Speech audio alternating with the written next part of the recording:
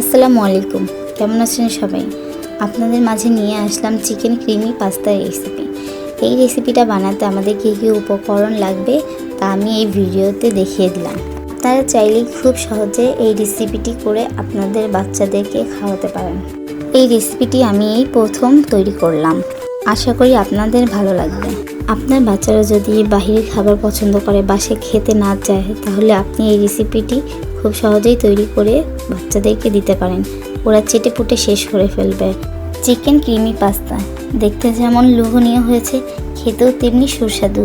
আপনারা চাইলে আপনাদের বাচ্চাদের টেস্ট অনুযায়ী ঝাল কমিয়ে বাড়িয়ে নিতে পারবেন। কিভাবে পাস্তার ক্রিমটা তৈরি করে নিতে হয় তা আমার প্রোফাইলে দেওয়া আছে, দেখে নেবেন। ভিডিওটি যদি আপনাদের ভালো লেগে থাকে তাহলে প্লিজ লাইক, কমেন্ট, ফলো দিয়ে পাশে থাকবেন। আর যদি ভালো না লাগে তাহলে ইগনোর করুন। ওকে, আল্লাহ হাফেজ। সবাই ভালো থাকবেন। ভুল ত্রুটি হলে ক্ষমার দৃষ্টিতে দেখবেন। যদি ভালো লাগে তাহলে বেশি বেশি শেয়ার দিয়ে দিন। আজকের মতন এখানেই সমাপ্তি। আসসালামু আলাইকুম।